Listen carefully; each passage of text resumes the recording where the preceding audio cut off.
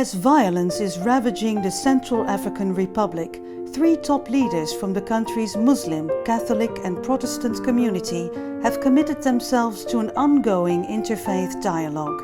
Sometimes at great personal cost, they have traveled all over their country to preach peace and reconciliation. Messieurs, cette église est le symbole de la tolérance religieuse des Pays-Bas, notre Seigneur au grenier.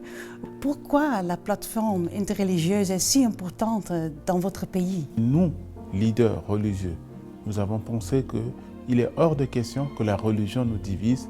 La religion, religare en latin, qui veut dire relier, devenu relier les uns les autres, et nous nous sommes mis ensemble pour former l'unité et dire non à la division, oui à l'unité. Vous savez, nous avons beaucoup d'obstacles. Si c'est la politique qui a été à la base de la crise centrafricaine, ça veut dire que ces politiques ne peuvent pas accepter le travail que nous sommes en train de faire. Et ceux aussi qui ont pris les armes, que nous disons que la paix ne se construit pas avec les armes, ne vont pas aussi accepter ce que nous faisons.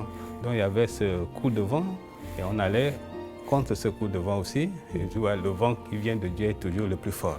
Et quelle est la signification de Sainte Trinité que vous formez avec vos 2 collègues? Nous pensons que la Trinité, c'est l'expression de l'amour. Et nous, protestants, musulmans, catholiques, dès le début, nous avons commencé à dire c'est l'amour qui doit nous caractériser, c'est le respect qui doit nous caractériser, c'est la recherche du bien commun qui doit nous caractériser. Quand nous sommes ensemble, il y a quelque chose, une force spirituelle qui nous traverse et qui nous unit les uns les autres. La plateforme interreligieuse a tant inspiré le pape qui a visité votre pays le 30 novembre 2015. Quel est votre plus beau souvenir à ce moment? Le plus beau souvenir de la visite du pape, c'est le mot qu'il m'a donné quand je l'ai salué à l'aéroport.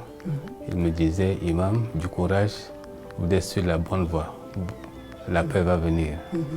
Donc c'est ce mot-là qui est pour moi vraiment, qu'est-ce que je veux dire, le mot le plus riche que j'ai eu dans ma vie. Oui. Voilà, donc ça m'a donné encore plus, ça me donnera encore plus de force.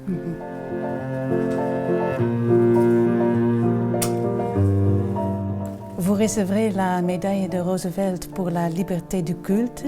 Qu'est-ce que ça représente pour vous? Ça représente pour nous un encouragement.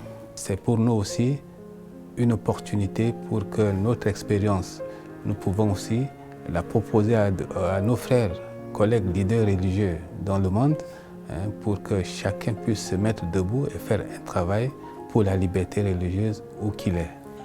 Cette médaille représente l'appel à l'unité de toutes les religions. Nous devons rechercher à nous unir les uns les autres dans la différence. Il y a une richesse à découvrir et je pense que cette médaille arrive pour dire qu'il est temps d'aller au-delà de nos communautarismes, de voir plus grand.